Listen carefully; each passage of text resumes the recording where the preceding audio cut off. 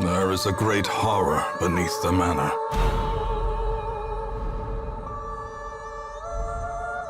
A crawling chaos that must be destroyed.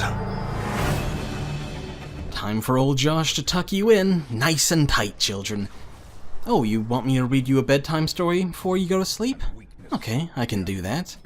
It's a little late after Halloween, but how about a nice spooky story about Darkest Dungeon? Red Hook Studios' 2D roguelike has long been the darling of both Kickstarter and Early Access. For a time, it seemed like they could do no wrong, but that kind of admiration only lasts so long in the days of the internet, and it was only a matter of time before the company ran into a bit of a rough patch.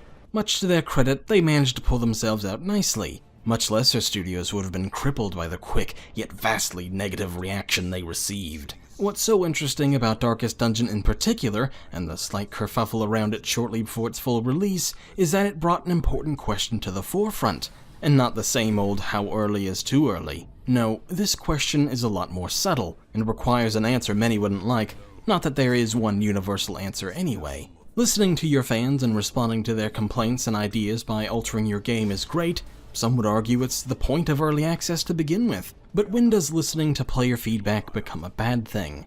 Well, children, I think Red Hook might have the answer to that. And their screams will echo amidst the pitiless cyclopean stones of the Darkest Dungeon.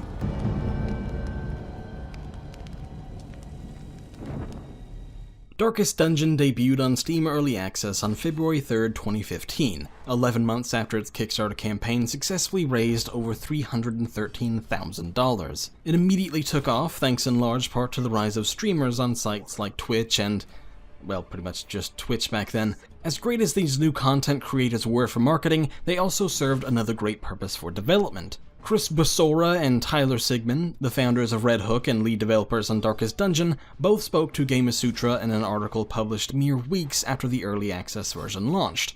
There, Basara said that the streamers also did a lot to help them determine the pros and cons of their games, and really get a pulse on what players were thinking.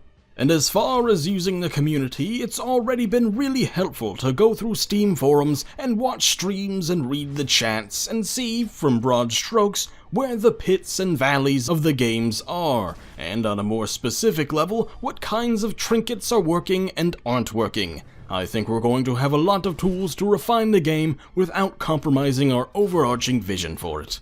That last sentence is a crucial one. It's all well and good to say you want to improve the game based on player feedback. A lot of games, even ones not in early access, do that nowadays. Little quality of life changes that don't alter too much but make the game more fun to play. Horizon Zero Dawn's new DLC, The Frozen Wilds, adds the ability to pick things up while on Robo Horseback, for example. But for early access games and Kickstarter ones on top of that, there's a lot more player feedback, and it can be difficult to sift through all of that. When you're a new developer and a Kickstarter-funded one at that, you're going to get a lot of player feedback, and the hardest part for a developer isn't always discerning what they should or shouldn't listen to. Rather, it often comes down to, or at least it should with a good developer, determining why a player asked for a certain feature, or why they made a certain complaint. Let's say you're an indie game developer and you created an early access zombie survival game. One of your players sends you a note via carrier pigeon saying that there should be a feature where you can rip the arms off zombies and use those as weapons.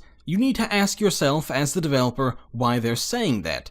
Is it simply because they think it's a cool idea, or is it that your game doesn't have enough weapons? Or maybe it's not funny enough, or that it's been sitting around for too long without enough substantial gameplay updates. Maybe it's all of the above, maybe it's something else. The only way you're going to get any of those answers is by stepping back and taking an honest look at your game.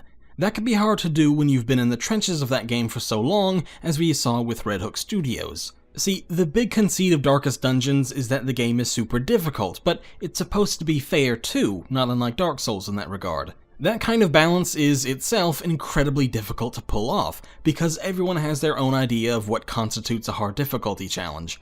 On top of that, developers often find they can't tell how difficult a game is because they created it. They already know the best strategies to defeat enemies, where traps are, and what items and weapons to equip at the perfect time. To them, it might be just right, but to the rest of us, it could be impossible to get past the first dungeon. That is, more or less, the exact scenario Sigmund and Borsaro found themselves in later that year. By August 2015, Red Hook was having a dandy time of it. They were getting rave reviews, attracting a ton of new players, and nobody had to worry about one of their terrifying, monstrous enemies ever becoming President of the United States. But an update they released earlier that month evaporated all that goodwill in an instant.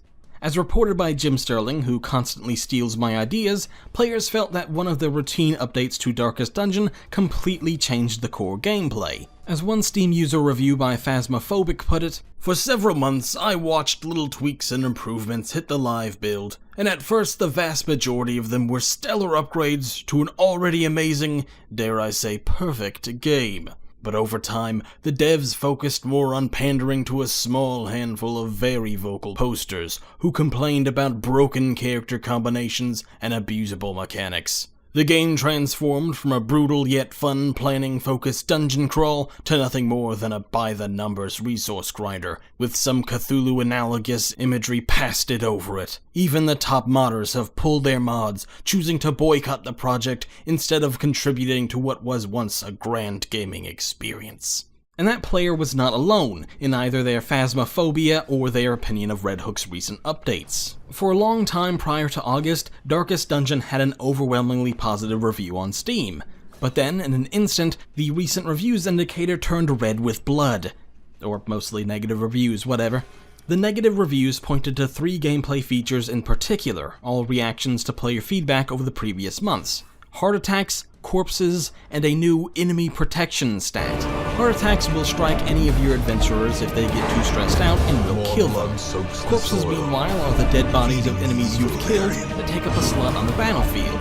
A big deal in a game about positioning. Finally, there's the new protect stat given to enemies, which means basic attacks do little to no damage against them unless you hit them with a magic spell or something first. Often we see games that are deemed too hard by some get patched so they become easier, but the opposite became true for Darkest Dungeon. All of these changes and a few other smaller ones were added by the developers because they were hearing feedback from a select few hardcore players who thought the game wasn't hard enough. Without listening to their entire fanbase, Red Hook latched on to what these fans said, thinking that they represented the majority and catered to their input. But it quickly turned out that this was indeed a small subset of gamers, and the vast majority of players not only didn't want these new features, but that they found them too luck-based. Red Hook has reduced the scope of these features over the months, and nobody seems to be upset anymore, though whether that's because the game was genuinely improved for the better, or if this is a case of people losing interest in the controversy after they find something else to complain about, I couldn't say.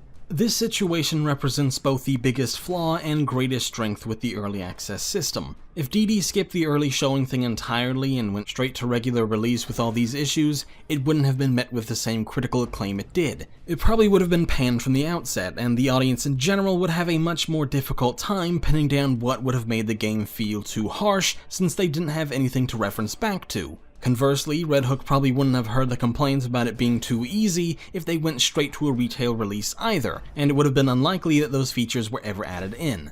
Perhaps that is the biggest takeaway from early access. If you're willing to take a huge negative hit in reviews early, or get a too positive rating that might create unfair expectations down the road, you may ultimately create a better game. Once Red Hook heard from more players, it seems like they were able to strike a fair balance between those wanting a tougher experience and those who just wanted to play the game as it originally appeared. Of course, all of that could have been avoided if Red Hook made sure they had their pulse on their whole audience, not just a portion of it. These days, it's easier than ever to see what players think of your game. There are the obvious avenues like Steam forums and various social media places like MySpace and Friendster, but there are also charts that tell you how many people bought your game, how long each of them played it, when they stopped playing it, how long they play per session, where they live, how often they play other games, when they brush their teeth, and other semi-disturbing things like that, which paint a nice picture for developers. These charts and graphs and stats might give them better advice on what direction to take their game than by simply asking their players subjective questions. And so our tale of Darkest Dungeons and its questionable updates come to an end, though I doubt this is the last we'll hear about people getting angry over updates, oh no. Red Hook Studios is one of the lucky ones who were able to emerge alive and with a positive reputation. Lucky them.